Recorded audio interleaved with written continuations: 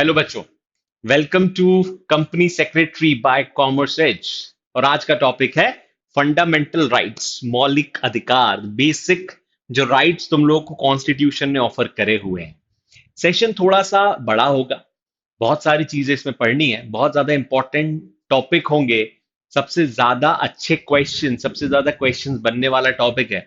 तुम लोग के लिए बहुत ज्यादा हेल्पफुल टॉपिक है। और अपार्ट फ्रॉम ऑल दिस, मुझे ऐसा लगता है कि तुम लोग को ये टॉपिक वैसे भी आना चाहिए, वैसे भी पढ़ना चाहिए। फंडामेंटल राइट्स वैसे भी राइट्स हैं, हम सबको पता भी होना चाहिए कि हमारे फंडामेंटल राइट्स क्या होते हैं। So let's start the topic fundamental rights क्या क्या है।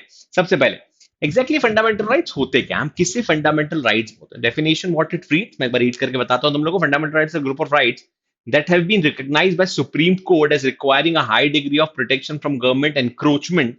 These rights are specifically identified in the Constitution, especially in the Bill of Rights, or have been found under due process. This is the definition of fundamental rights. अगर कभी आती है तुम्हें टिक करना पड़े तो। अपार्ट फ्रॉम दिस, अगर हम बेसिकली समझें, कॉन्स्टिट्यूशन में बहुत सारे राइट्स होते हैं। मतलब कॉन्स्टिट्यूशन में लीगल राइट्स है, कॉन्स्टिट्यूशन में फंडामेंटल राइट्स और अदर अदर राइट्स है कॉन्स्टिट्यूशन में। ये कौन से ऐसे राइट्स थे जिनको तुम्हें फंडामेंटल राइट्स बनाने पड़े? मतलब क्या ये बाकी राइट से अलग है? क्या हम इन्हें सिंपली कॉन्स्टिट्यूशनल राइट्स नहीं बोल सकते थे, या हम सिंपल राइट्स बोल देते? इसी क्या नीड पड़ी कि हमें फंडामेंटल राइट्स अलग करना पड़ रहा है? इसको एक एग्जाम्पल के साथ समझते हैं। कुछ सालों पहले तक राइट टू प्रॉपर्टीज, हम इस पे आएंगे धीरे से, राइट टू प्रॉपर्टी कब ओमिट हुआ। So right to property was a fundamental right. Property का राइट जो था वो फंडामेंटल राइट हुआ करता था। उसको फिर हटा के, निकाल के लीगल राइट बना दिया गया। मतलब अब वो फंडामेंटल राइट नहीं रह गया है। Right to property initially it was a fundamental right, now it's a legal right. The question is, ऐसे क्या अलग हुआ, ऐसी क्या नीड थी कि वो कॉन्स्टिट्यूशन राइट हटाए? इसका मतलब फंडामेंटल राइट की कुछ खासियत है। हर कोई इस जगह पे रह नहीं सकता, इस जगह की, इस पोजीशन की अपनी एक इंपॉर्टेंस है। सो राइट टू प्रॉपर्टी वो पोजीशन में सूट नहीं कर रहा था, फिट नहीं हो रहा था, तो हमने उस पोजीशन को निकाल के चेंज कर दिया। मतलब fundamental right has some importance in itself. वो इंपॉर्टेंस क्या है वो हम समझते हैं। सबसे पहले बस इतना समझ लेना, फंडामेंटल राइट्स वो राइट्स होते हैं जो सारे राइट्स से ऊपर है। ये वो पहला सिंपल सा स्टेटमेंट, इतना समझ में आ गया होगा कि वो बेसिक राइट है, वो सारे राइट से ऊपर है। तो बहुत से बच्चे बोलते हैं ये बेसिक राइट है, ये हमें कॉन्स्टिट्यूशन देता है। नहीं, इन सबको हटाते हैं। देखो, इसको सिंपल एग्जांपल के साथ समझते हैं। हम सब को प्रोटेक्ट करने के लिए, जब हम छोटे हुआ करते थे और हम स्कूल जाते थे, हम दुनिया के लिए अनजान, दुनिया हमारे लिए अनजान थी कि दुनिया में क्या क्या चीजें हो सकती है। हम बाहर निकलते हैं और हमें हमारे पेरेंट्स कुछ सिखा के भेजते हैं, ये करो, ये मत करो, ऐसा करना, वैसे मत करना। स्कूल से आते टाइम किसी से बात मत करना, कोई अगर तुम्हें चॉकलेट देता है तो लेना मत। ऐसी बहुत सारी चीजें पेरेंट्स हमें सिखाते हैं और सिखा के भेजते हैं।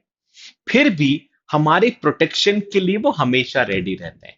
सो हमारे पेरेंट्स हमें प्रोटेक्ट करने के लिए हमेशा तत्पर रहते हैं। They are there to protect us. So मैं सिंपल बोल सकता हूं, पेरेंट्स प्रोटेक्ट करते हैं हमें हर चीज से, दुनिया की हर बुराई से। क्या हो अगर पेरेंट्स ही तुम्हारे राइट्स को एक्सप्लॉइट करने लगे तो? मतलब तुम्हारे जितने भी राइट्स हैं उनको बचाने के लिए पेरेंट्स हैं, पर अगर पेरेंट्स तुम्हारे राइट को एक्सप्लॉइट करने लगे तो? जैसे तुम्हें आपसे पढ़ाई नहीं करनी है, तुम अब से 1.5 घंटे तक सांस नहीं ले सकते, तुम्हें पानी में बारिश में ही घूमना है, बारिश कितनी भी तेज हो रही हो, तुम्हें सर्दी फिर भी तुम्हें बारिश में घूमना है। ये मेरे कुछ यहाँ सब चीजें उल्टी होती है, जो मैं बोल रहा हूँ इन सबसे उल्टा होता है। बारिश हो रही है, तुम्हें सर्दी है, पेरेंट्स बोलेंगे अंदर आ जाओ, दे आर प्रोटेक्टिंग अस। पर क्या हो अगर वो तुम्हारे राइट्स को प्रोटेक्ट करना बंद कर दे, या उल्टा वो तुम्हारे राइट्स को एक्सप्लॉइट करने लगे, तो बचाने के लिए कौन होगा? तो ऐसे में कॉन्स्टिट्यूशन मेकर्स ने सोचा कि सारे राइट्स को बचाने के लिए स्टेट है, गवर्नमेंट है, सरकार है, सरकारी अथॉरिटीज है। क्या हो अगर सरकार ही इन राइट्स को एक्सप्लॉइट करने लगे तो? मतलब कुछ राइट्स तो ऐसे होते हैं या ऐसे बनने चाहिए जो तुम्हें उन सरकार से बचाए, जो तुम्हें पेरेंट्स से बचाए। ये लॉजिक था। यहाँ पे पेरेंट्स को हम अब यूज नहीं करेंगे क्योंकि पेरेंट्स ऐसा कभी नहीं करते, हम सरकार पे आ जाते हैं। तो बाकी सारे राइट से बचाने के लिए सरकार है। मुझे कुछ लीगल इश्यू होता है, government is there. What if government start exploiting my rights? So there has to be something. तो फिर कॉन्स्टिट्यूशन मेकर्स ने बोला नहीं, इसके बाद हमने कॉन्स्टिट्यूशन में ऐसे कुछ राइट्स डाल दिए जो तुम्हें सरकार से बचाते हैं। मतलब ये वो जगह है जहां पे गवर्नमेंट भी इंटरफेयर नहीं करेगी और गवर्नमेंट से बचाने के लिए ये राइट्स है। इसीलिए ना फंडामेंटल राइट्स बोला जाता है। मतलब गवर्नमेंट बाकी राइट से बचाने के लिए गवर्नमेंट है, गवर्नमेंट से बचाने के लिए फंडामेंटल राइट है, मान सकते हैं, तभी इन्हें मौलिक अधिकार या बेसिक राइट्स बोला जाता है। फीचर्स देख लेना फंडामेंटल राइट की फीचर्स क्या है, इसमें और चीजें क्लियर हो जाएगी। First feature is it is integral part of our constitution, it is very sure. हमने प्रियम्बल में भी ये चीज पढ़ी थी। लाइक प्रियम्बल फंडामेंटल राइट तो ऑब्वियसली आर्टिकल्स के साथ लिखा हुआ है, so it is the basic and integral part of our constitution. Constitution का बहुत इंटीग्रल पार्ट है, बेसिक पार्ट है। Second is it is comprehensive and detailed, मतलब फंडामेंटल राइट सबसे ज्यादा डिटेल्ड में लिखे हुए राइट्स हैं। वैसे तो कॉन्स्टिट्यूशन के बहुत सारे आर्टिकल्स को डिटेल में लिखना पड़ा, बट फंडामेंटल राइट्स की डिटेलिंग ज्यादा हुई। मतलब once you start reading fundamental right you realise बहुत सारी चीजें रिपीट हुई। मैं एग्जांपल देता हूं। फंडामेंटल राइट में अलग से कुछ कुछ चीजें ऐड हुई हैं, जैसे एक्सप्लॉयटेशन से रिलेटेड राइट्स अगर पहले आ चुका है तो भी हमें रिलीजन से रिलेटेड एक्सप्लॉयटेशन के लिए अलग राइट देना पड़ा माइनॉरिटीज के केस में। सो माइनॉरिटीज के अलग राइट्स और माइनॉरिटीज के रिलीजन के लिए अलग राइट, हमें दो दो जगह पे माइनॉरिटीज को हेल्पफुल करना पड़ा, क्योंकि हमें डिटेल करना था कि माइनॉरिटीज रिलीजन के केस में एंड माइनॉरिटीज का जनरल एक्सप्लॉयटेशन के केस में हमें दोनों को बाइफरकेट करना था। हमने इतनी डिटेलिंग करी हुई है चीजों की।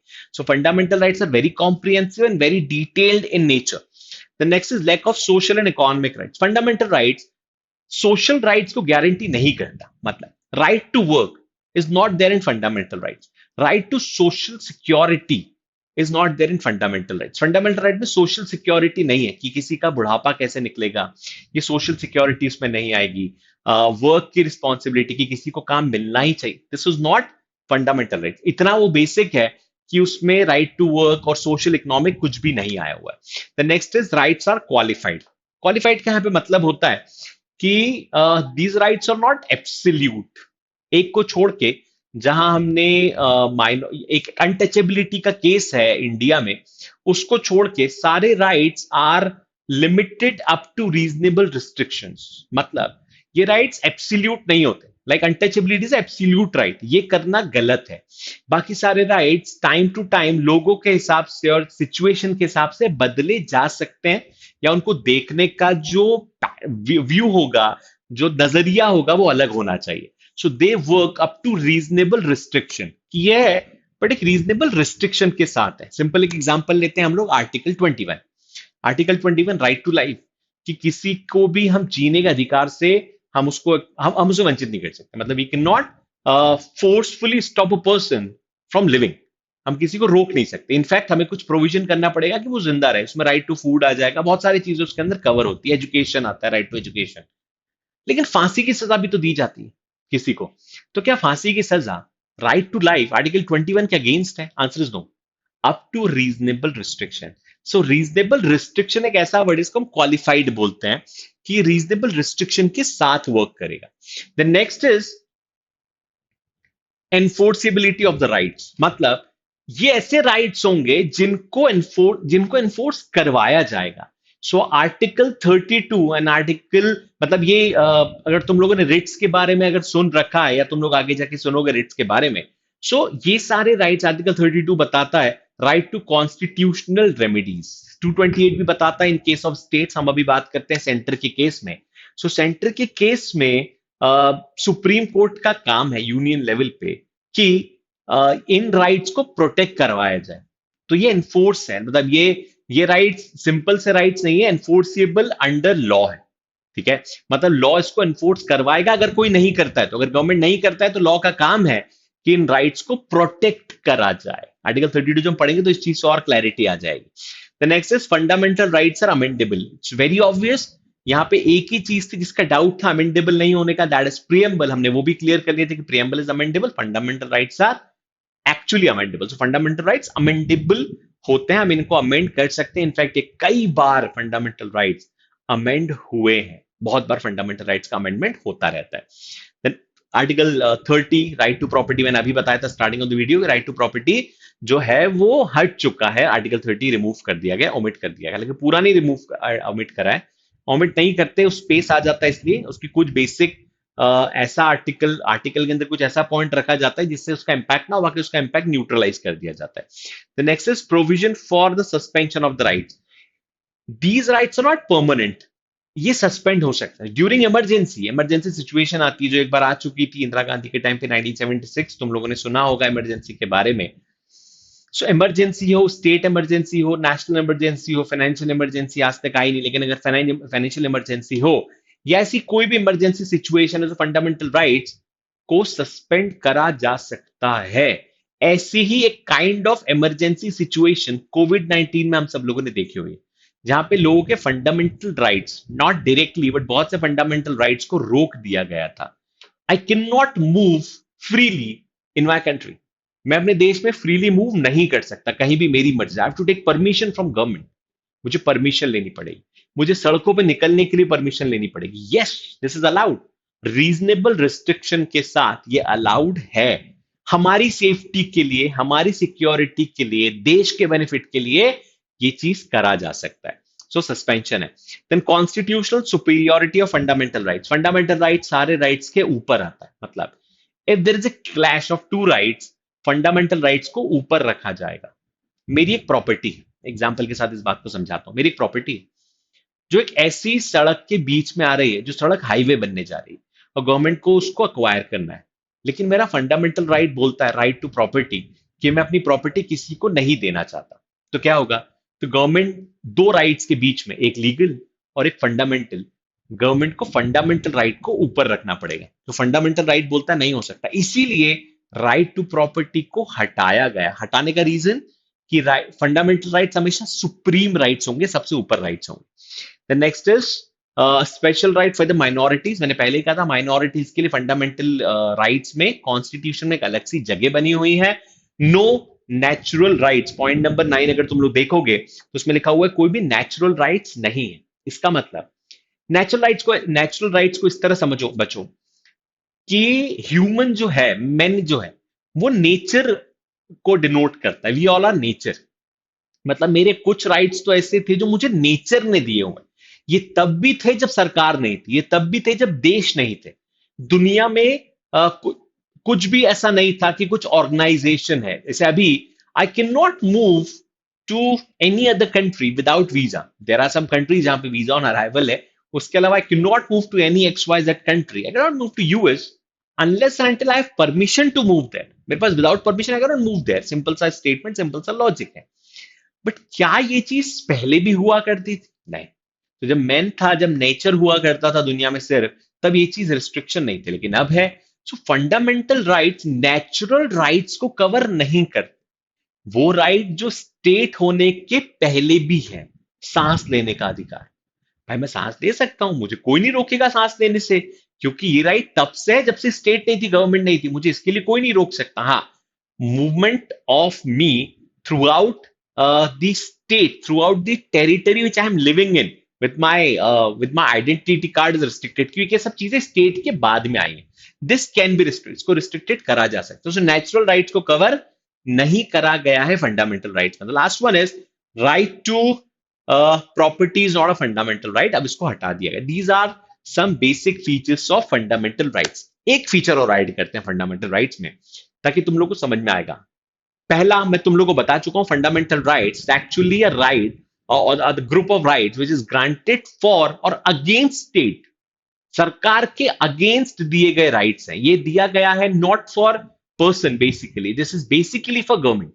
एक दो राइट्स छोड़ के हम बात करेंगे उस पर जो पर्सन के अगेंस्ट भी वर्क करता है. ह्यूमन ट्रैफिकिंग के केस में ये चीज वर्क करती है पर्सन के अगेंस्ट. बट जनरली ये राइट्स गवर्नमेंट के लिए दिए गए. पहली चीज तो generally these rights of a government except 1-2 rights. Human trafficking वाला जब राइट आएगा. And second, generally all these rights are negative in nature. मतलब rather than क्या क्या करना चाहिए, कॉन्स्टिट्यूशनल मेकर्स ने ये बता दिया कि क्या क्या नहीं करना चाहिए. सो इन फंडामेंटल राइट्स क्या क्या नहीं होगा और क्या क्या नहीं करना चाहिए, इस पे ज्यादा फोकस है. मतलब तुम्हें ज्यादातर स्टेटमेंट कैसे दिखेंगे? State shall not do this, state shall not do this type की चीजें तुम्हें ज्यादा मिलेगी इन फंडामेंटल राइट्स. ठीक है. सो ये दो चीजें याद रखना. बाकी सारे फीचर्स तो तुम्हें याद रहेंगी और रहने भी चाहिए. ठीक है. So these are the general features of fundamental right. इसके अलावा दो मैंने तुम्हें स्पेसिफिक फीचर बता दिए फंडामेंटल राइट्स के। The next is fundamental rights जो तुम्हें पढ़ने हैं पूरे आर्टिकल नंबर। अच्छा, फंडामेंटल राइट कहां से कहां तक होते हैं? आर्टिकल 12 to 35, ये टोटल फंडामेंटल राइट्स के आर्टिकल है। पार्ट 3 होता है फंडामेंटल राइट में, ये चीज याद रखना। सो fundamental right is part 3 of Indian constitution and fundamental rights is technically 12 to 35। लेकिन 12 13 ये डेफिनेशंस होते हैं, एनफोर्सिएबल के बारे में बातें करी गई है। इसमें सुप्रीम कोर्ट क्या वर्क करेगा, ये सब डिटेल्स है। एक्चुअली जो राइट्स स्टार्ट होते हैं that starts from 14 and that goes up to 32। So 14 से 18 एक राइट है, देन 19 22 23 24 25 26 27 28 एक ग्रुप बना हुआ है, 29 to 30 is a different group, then last is 30 to 30 omit हो चुका है, पता होगा तुम लोगों को। So these are the right जो, सॉरी 31 ओमिट हो चुका है, तो दीज आर द राइट जो पहले से ग्रुप फॉर्म में बने हुए हैं। ग्रुप अलग से बना देगा। Technically you have 6 different rights. First is right to equality, 14 to 18, right to freedom, 19 to 22, right against exploitation, 23 and 24, right to freedom of religion, 25 to 28, cultural and educational right, 29 30, right to constitutional remedies। हम इनको आराम से पढ़ेंगे, अलग अलग rights को अलग अलग ग्रुप के फॉर्म में। So first we start with article 14 to 18। So article 14 क्या बताता है? This is equality before law and equal protection of law, again with some reasonable restriction. कानून की जब तुमने मूवीज देखी होगी, तुम सबने देखा होगा कि कानून की आंखों में पट्टी बंधी होती है। वो पट्टी इसलिए नहीं बंधी होती कि कानून अंधा होता है, वो कानून को अंधा इसलिए दिखाया जाता है कि कानून किसी को भी पार्शियल नजरों से नहीं देखेगा। It is same for all.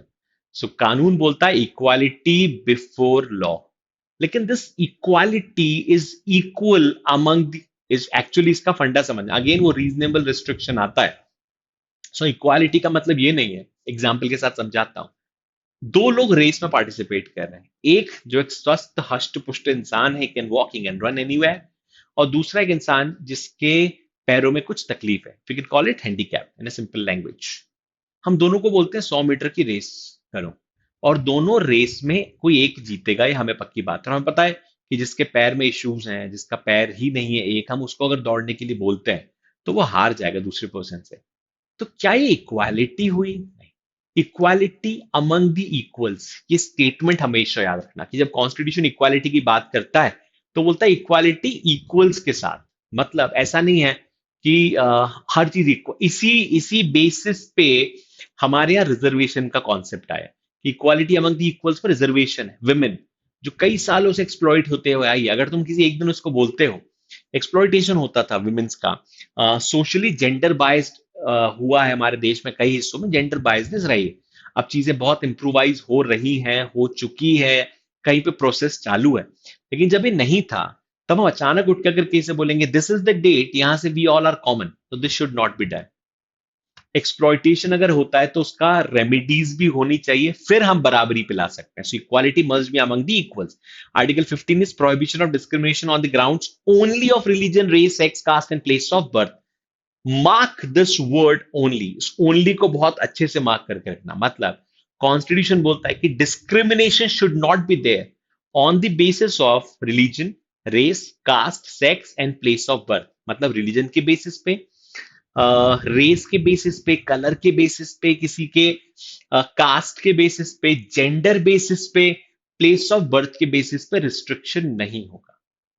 पर इन सारे बेसिस पे रिस्ट्रिक्शन होता है। मतलब डिस्क्रिमिनेशन सोचो, क्या किसी जगह में विमेन को प्रोटेक्शन नहीं मिलता अलग से? क्या कोई रिजर्वेशन नहीं होता विमेन के लिए? आंसर इज यस, होता है। क्या किसी पर्टिकुलर कास्ट को रिजर्वेशन नहीं मिलता? होता है। किसी प्लेस ऑफ बर्थ पे रिजर्वेशन नहीं होता? होता है। क्या किसी रिलीजन बेसिस पे नहीं होता? होता है। हर बेसिस पे रिजर्वेशन होते हैं। तो क्या ये रिजर्वेशन डिस्क्रिमिनेशन है? नहीं, क्योंकि वहां पे लिखा हुआ है ओनली ऑन दीज बेसिस। मतलब I belong to a particular religion, I should get some advantage. This is not possible. I belong to a particular caste, I should get reservation. Not possible. I am a man, I am a woman, I should get reservation. Not possible. So मुझे सिर्फ इस basis पे कभी भी reservation नहीं मिलेगा, मुझे इसके साथ कोई और बेस लगाना पड़ेगा। आई एम ए वुमेन, मैं इतने साल एक्सप्लॉइटेशन हुआ है, मेरे साथ ये इश्यूज हुए हैं, Should I get reservation? Yes. I belong to particular caste. इतने साल का exploitation. Our caste is usually poor.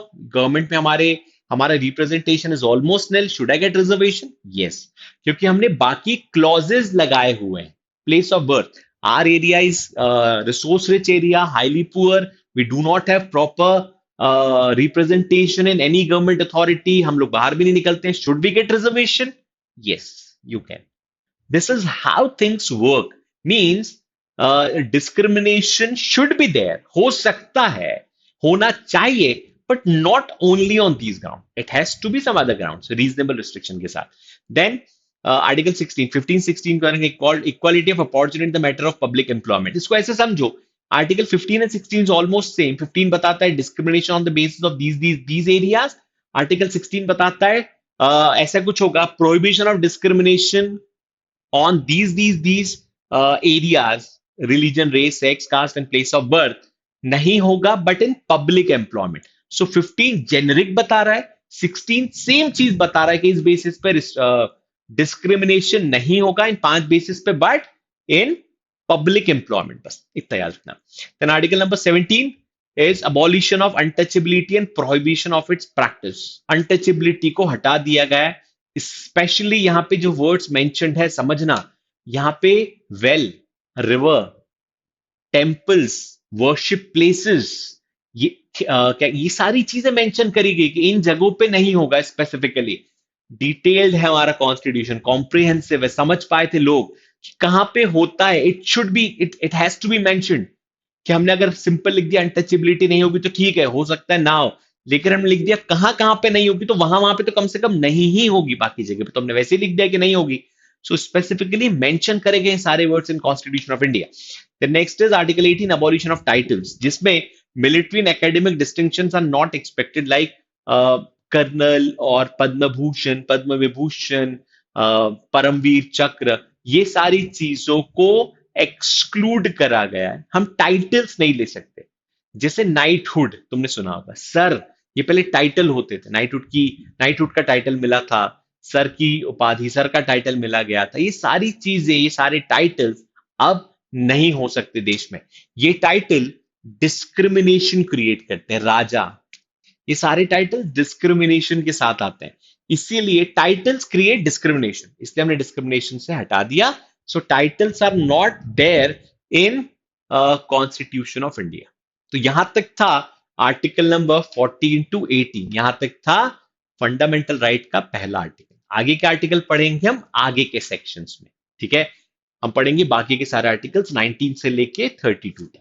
तब तक इन आर्टिकल्स को अच्छे से रिवाइज कर लो, और कोई भी डाउट होगा तो तुम लोग पूछ सकते हो बहुत इजीली हम लोगों से, बहुत सारे मोड से, बहुत सारे चैनल्स. ठीक है, so till then study all these rights. Thank you.